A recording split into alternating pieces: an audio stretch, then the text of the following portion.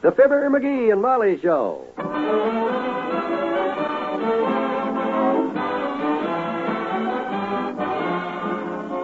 Every weekday at this time, NBC brings you Fibber McGee and Molly transcribed. The show is written by Phil Leslie and Ralph Goodman and directed by Max Hutto.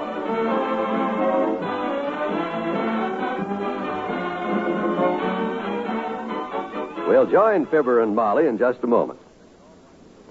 How many paydays have gone by since you promised yourself you'd start saving money? Too many, huh? Oh, I know. Your paycheck is gone before you realize it. Happens all the time. But what will you do when an emergency comes up? When you need some money fast? If you'll take my advice, you'll be prepared. Start today to buy United States savings bonds through the payroll savings plan. That's the easy, the automatic plan that provides income for your future and cash when you need it. Just ask your employer to save a few dollars from each paycheck. You won't even miss them. When enough money has accumulated, he'll buy your savings bonds for you regularly. That's all there is to it. And when those bonds mature, you'll get back $4 for every $3 you've put in. So sign up for the payroll savings plan where you work, or the bond-a-month plan where you bank. You'll feel more secure tomorrow if you buy United States savings bonds today.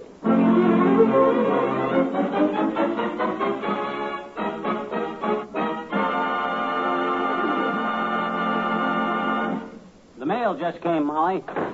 I brought it in. Good. Anything interesting for change? Looks like about the usual crop. Bill from Kramer's drugstore, second notice from the gas company, third notice from the light company. Here's the red envelope. Final warning from the water company. And hey, here's a postcard. Well, wonderful. Some real mail, huh? Oh, gee whiz, it's from Uncle Dennis. Bless his heart. Where is he? Oh, St. Louis.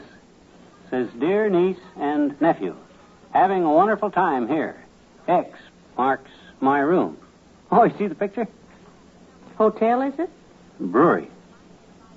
Says, please excuse pencil.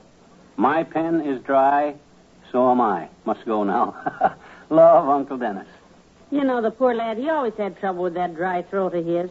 I think it must be his sinuses. Yeah, sure. He could always think of a reason. Where are you going? Out to the kitchen. I've got to put the groceries away. Okay, Tootsie. I'll open up the rest of these bills and file them away. Probably ought to pay this water bill pretty soon. This final warning usually means they're kind of annoyed. Come in. Hi, Mr. McGee. Hi. Ah, hello there, Teenie. Come right in. Okay. Pull up a chair and fill me in on the latest developments. What's new with the Jackson jump rope crowd? I says, what you been doing lately? Anything interesting? Well, I've been getting ready, mister. Ready? For what? I'm having a birthday on the 14th, I bet you. Mm-hmm. Well, what are you doing? Ironing your new party dress? No. Painting your toenails? No, I'm making something. Oh. What? Room in my closet for the presents. Oh. Expecting a lot of presents, are you? I don't know. I've only been to 3 houses so far, and I have to be home for dinner in an hour. Oh, well, then don't let me detain you, sis. I can see where you got a busy afternoon ahead of you. You run along then, huh? Thanks, mister. And listen now. You don't have to get me a present if you don't want to. Oh, I understand that, sis. I realize this call puts me under no obligation, moral or otherwise. I says, I know I don't have to if I don't want to. Oh, yeah, that's right. Yeah, I don't have to. But in case Mrs. McGee wants to get me one, tell her anything she picks out will be all right. Well, that's very generous of you. It doesn't have to be a pogo stick. Pogo stick? Like the one Willie Toops has that his father bought him at the BonTon with the bell on top that he never lets me ding. Bell, huh? Doesn't have to be that. Mm-hmm. Just anything. I see. It's not the gift, it's the sentiment. Mm-hmm. Bye. So long, Teenie. Molly. Yes, dearie. What is it? Teenie was just here, the kid from across the street. I thought I heard her. What you want? Well, I'm not sure, but I think it was a pogo stick with a bell on top that goes ding. Come on downtown with me, and I'll tell you all about it on the way.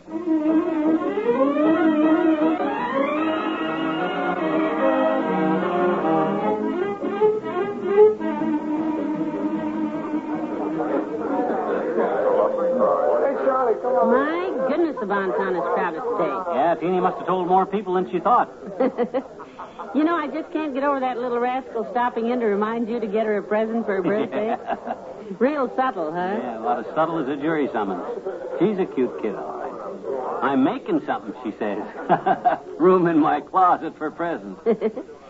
You know, I had no idea it was her birthday again. Yeah. Time flies, so. What day did she say? The 14th. Goodness, that's this Saturday. That's why I thought we better get right on it. We might not get downtown again this week, and if we... Attention, please. Is there a doctor in the store? Is there a doctor in the store? Go to the 7th floor immediately, doctor. We're having a wonderful sale on bandages. The toy department's on the 4th floor, dearie. Let's get over to the elevator. What are you looking at? Christmas cards here. Hey, don't you think we ought to pick out our Christmas cards while we're down here, Molly? It's November, you know. Well, hallelujah. I've been trying to get you to look at Christmas cards since the middle of June. Oh, will you look at the stock? They must have 1 million of them. Yeah, too many. Too many. We'd never be able to look through all these today, Tootsie. The store'd be closed. We'll come back later. When they only got a few left. I get confused this way. Well, I might have known this was too good to be true. Attention, shoe department. Mr. Leatherby, shoe department. Hereafter, please check all boxes before the customer leaves, Mr. Leatherby. You just sold your lunch. Well, come on, the elevator's this way.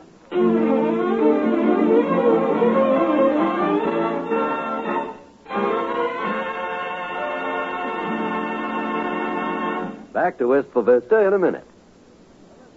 Mark Twain used to say, everybody talks about the weather, but nobody does anything about it. We might add, everybody talks about the serious conditions in our schools, but nobody does anything about it. But no, that wouldn't be quite fair. Today, good citizens all over the country are working to improve our schools. It's true that in some of our communities, schools are outmoded, run down, and overcrowded. But in most of those communities, intelligent, responsible citizens are joining together to improve conditions. If you'd like to do your part, join and work with local civic organizations that are trying to make educational conditions better. If you'd like to know what other communities are doing to improve their schools, just write to the National Citizens Commission for the Public Schools, 2 West 45th Street, New York 36, New York. Remember, better schools build a stronger America.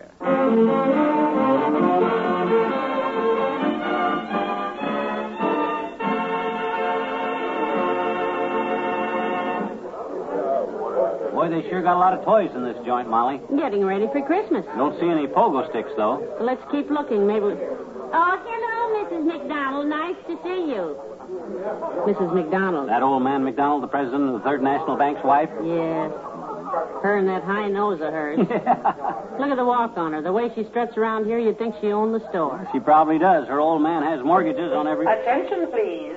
Will the middle-aged gentleman who left his wallet lying on the lingerie counter please call for it at Lost and Found? It has no name in it, only a note addressed to Dear Sugar Popsy. Oh, great Scott!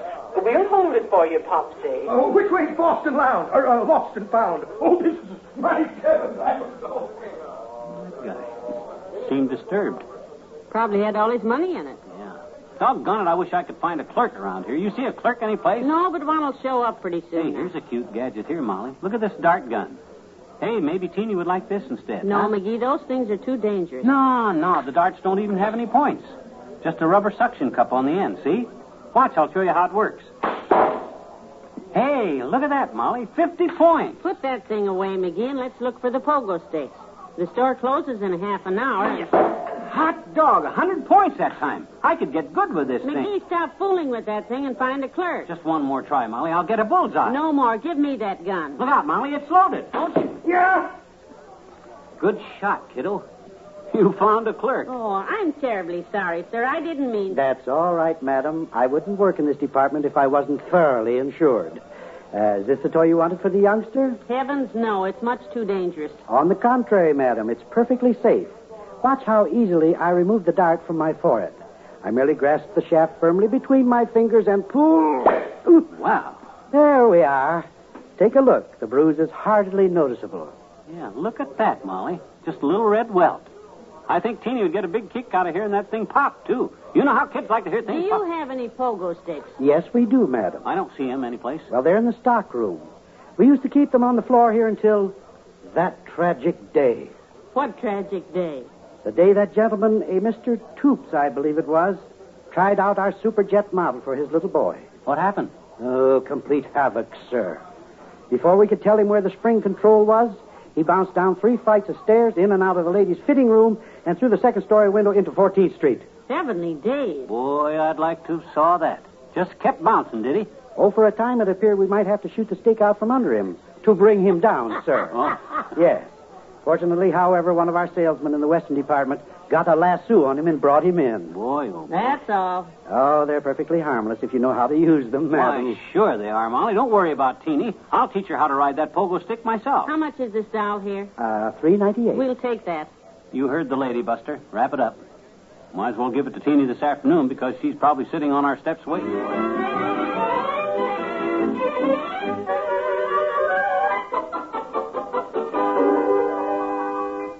And we didn't waste a minute, Teenie. I and Mrs. McGee went right downtown and bought your present. Yes, we did, Teenie. Betcha. A present? Hmm? Here it is, cute little mama doll. Oh, that's wonderful. That's a beautiful present, Mr. Miss McGee. What's it for? What's it for? What's it for? Your birthday. Yeah, didn't you tell me you're having a birthday this Saturday? This Saturday? Yeah, this Saturday. Oh, no, mister. I'm not having any birthday this Saturday. Why, you came around this afternoon and told me your birthday is the 14th. It is, I betcha. Well, Well, the 14th of this month is Saturday, honey. Oh, this month is November, Miss McGee. My birthday is the 14th of February. That's on a Wednesday. February? I didn't want you to forget. Gee, you're wonderful to buy me this doll, Mr. McGee and Miss McGee. Thanks a lot. Boy, oh, boy. That's all right, honey. I'll see you in February. Bye. Well, of all the... Hey, that might be a good gag to pull on old Doc Campbell, you know it? I wonder if he remembers what day my birthday is.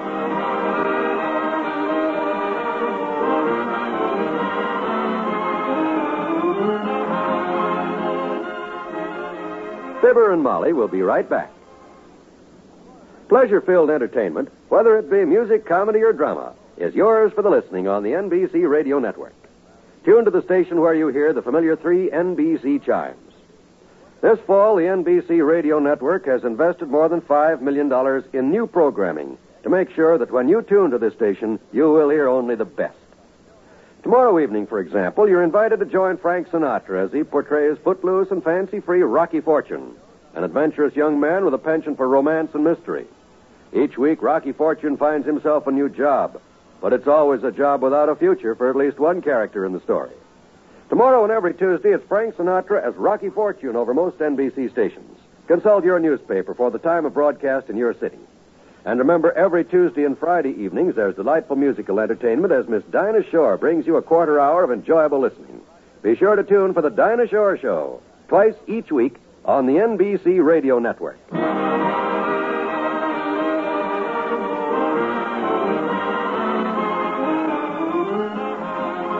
So I called Doc and I says, my birthday's coming up, and he says, the heck it is. Your birthday passed 6 months ago, he says. He's pretty sharp, old Doc. Yes, he is. But while we were talking, he let something slip. His own birthday is on the 12th, and I clean forgot. The 12th. Well, today's the 9th, ain't it? We better get up early tomorrow and get right downtown and... McGee, the 12th of what month? Well, that's what I say. We better get up early tomorrow and call him back and ask him what month. Nobody's going to put a deal like that over on old Dad twice. No. Good night. Good night, all.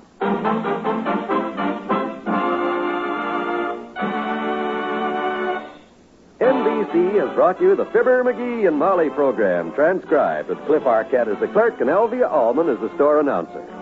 This is John Wald inviting you to be with us again tomorrow night for another visit with Fibber McGee and Molly.